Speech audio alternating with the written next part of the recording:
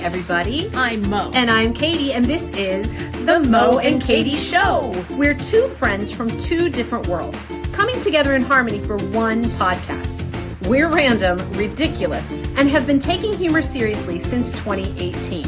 Each week, we'll share two positive news stories, a quirky fact, today's weird holiday, a shared experience, and we may even play a game, all while punning the crap out of each other. No, you can't say that. Fine. It's The Mo and Katie Show. Gratitude, humor, positivity. Hey, everybody. I'm Mo. And I'm Katie, and this is The Mo and Katie Show. See, I did that head nod. Oh, that's You just did it more so. Oh my God. You okay? I got a little Do you need busy. a moment? Do you need a paper bag to breathe in? Why would I breathe in? That's when people are going to pass out like... No, I felt nauseous. Anyway, happy tail end of September, guys. Today's the 30th. It is the end of the month. Goodbye, September. Bye-bye. And it's fall now. Bye-bye. Fall. Bye. There's my gum. Ah, that's my gum. So, yeah, all the fall things are going to start happening. And Pumpkin spice everything. Pumpkin spice gum. I'm not a big pumpkin spice girl. Are you a big pumpkin spice girl? Are you a little pumpkin spice girl? I'm a little pumpkin Little spice. cornucopia. No, I'm just not big into pumpkin spice. I like pumpkin. It's not pumpkin spice. She's judging me. No, I'm not. You're trying to be appropriate. I'm not trying. I am very successfully inappropriate. All I'll say is pumpkin is the punchline. So, pumpkin spice, September, gum on Mo's hand, all things going on in the world. Moe, tell us what's going on in the world. Because we just came back from an edit. Someone can't behave. No, so in Northern California, this guy named... Did you just point at me? Okay. There's a guy named Mike Huss, and he went to this elementary school in Northern California.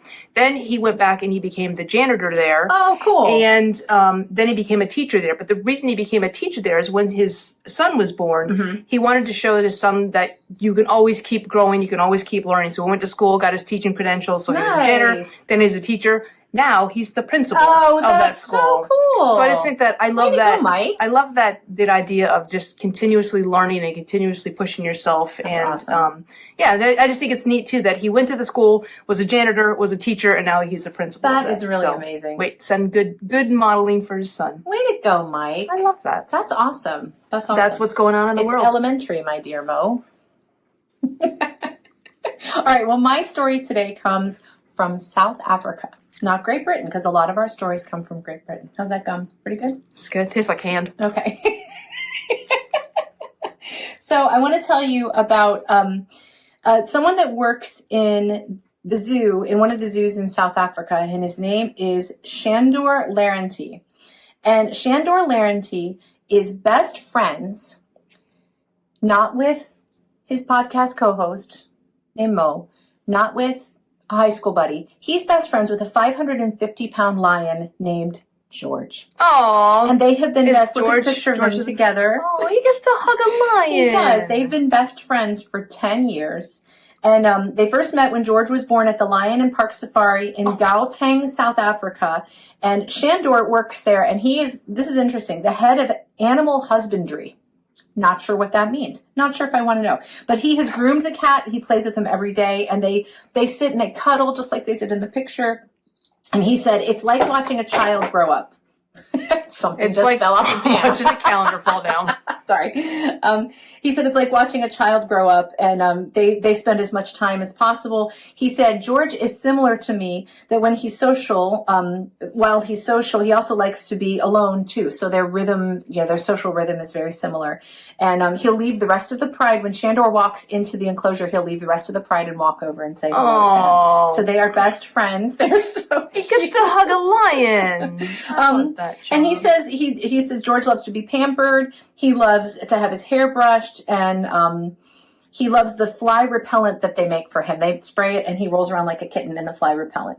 The lion, not the guy. Catnip. So That's right. So I just think that's beautiful, this relationship that they have, 27-year-old Like, they'll Shandor and George. But they'll never release George into the wild, right? No, I think yeah, I don't think that would work out terribly well. Where's Shandor? But we'll put some pictures on the show notes because it is really, really adorable. That's really cool. So yeah, I thought that was pretty cool. All right, so I know this is your favorite part of the podcast. I'm going to put my gum back in. Your favorite part. Okay, now this quirky fact comes out. Stop chewing the loudly, please. Huh? This quirky fact comes out of a recent experience that I had. So it is kind of, summer's the season of spider webs, right? Okay. So actually the other day I was standing outside the studio complimenting a spider on their spider web. Okay, you have too much free time. But the other part that Fall wasn't is the season of spider webs. Okay, so the other part that wasn't so pleasant was I went and I let my dog out and I went out to check on him and I'm pretty sure I caught like the spider web with my fork. Like I just stood there and did this for like 10 minutes. Did you know, here's my quirky fact, that in ancient times, spider webs were used as bandages. How? So in ancient Greece and Rome, doctors used spider webs to make bandages.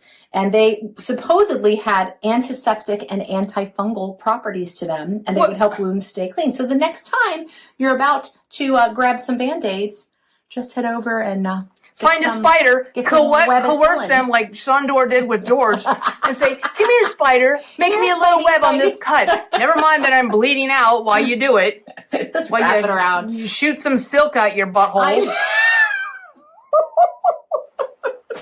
Right there on the wound, if you could do that. So is that an edit too? So no, that one's fine. So in ancient times, they would just take and wrap their wounds up in spider webs. So be glad you're not living in ancient Greek or Rome, because ew, gross. Tell us what today is, Moe. Mine's a lot. Hang on. Would you stop playing with it? This is going to be the episode where Mo plays with her gum. You gave me it. Sort of. I found it in your we were in the car. She's like, "Can I play this gum?" Okay. It's International Podcast Day. Is it really? Do you know what podcast is a portmanteau of? No. I feel like I should know that. Yeah, you should. All right. So happy International Podcast. Are you going to tell me? Nope. Tell me. I'll have to Google it. It's much more fun if you just tell me. I think it's been more fun if you Googled it. God. Is it like each one stands for something? Is it an acronym? Oh, that'd be cool, wouldn't it? Yeah. We could. Portmanteau is when you take two words and make one. Like Power. Nope. When you take the word like iPod and broadcasting and turn it into podcast. I didn't realize that. I guess that does make sense. So broadcasting. You didn't know what a portmanteau was, or you didn't? I didn't know that it had to do with an iPod. Happy Podcast Day, guys! Yay! And you're listening to us. That makes me so happy. Yeah. Well, thanks for having this. If you listened to last week's, Katie has an idea. And we make it happen. So this was another one of Katie's ideas. Right. Giving me this gum was my idea. Not a great one, must say. I'm going to put it behind Katie's ear. That's really cool. And the cool thing about our podcast, I think we've talked about this before, is that we kind of had a feel for what our brand would be and what our rhythm would be. And we have stuck with that. So this is episode, 93? Mm-hmm. And we have stuck with that for 93 episodes. And you've stuck with us for 93 episodes. So sending the love out there to everybody. Yeah. Appreciate that. But I always say this podcast is the thing I've always wanted to do and never knew it. It is so much fun and I love it. Do you know it now? I do. Okay. Now I am well aware. Okay. But my whole life has in a lot of ways led up to you sitting there playing with your gum. Anyway, happy Podcast Day to all of our other fellow podcasters out there. Yes. I listen to the Office Ladies pretty regularly. Yeah.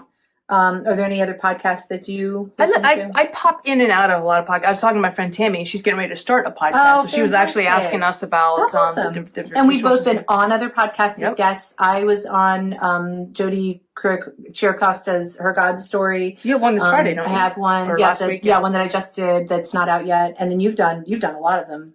I've done 2 or 3. You were on Randy's podcast. Randy, yeah. So lots of good stuff to listen to. And I love when I run into someone, they're like, "Oh, you have a podcast? I love podcasts. I love to listen to them." So they become No, you like podcasts. When you listen to ours, then you'll love podcasts. That's right. That's awesome. Awesome. Yeah. Happy Podcast Day. So another thing that I like to do while I'm driving, besides listen to podcasts, is I also like to often listen to books on tape. Okay. Books on tape. That makes me, that kind of dates it. Well, cassette so tape. does the 8-track in your I car. like to listen to. Actually, my Kia that I just got rid of had a CD player in it. How did you go from 8-track to CD player? I was thinking You skipped like 2 things. I did. I did. Laser. Now you just get in your device Bluetooth with your car. You know what happens? So we have CarPlay in Jen's car, but for whatever reason, my phone always links up to her car. And I'm like, why does Jen have so many text messages from Katie and the quartet? Sometimes Matt will start the car in the driveway and I'm in here teaching and my Spotify will play on his car. I'm like, sorry. My bad. That's right. But listening to recorded audio books. Yeah. So I think it's fun from time to time because you and I are pretty big readers to jump on and talk about what books we've been reading and what's made a difference lately. Well, what's interesting is I normally read books, and I normally read them on the Kindle because I highlight books, export the highlights, and those are my notes, and then in the dark, I rewrite the notes that I've highlighted. But I just started a book last week that my niece, Allie, recommended, and you gifted the gift that you gave me with your Audible credit. I bought with that, and it's called Made to Stick. And I'm going to listen to it now, too, since it's on my Audible. Oh.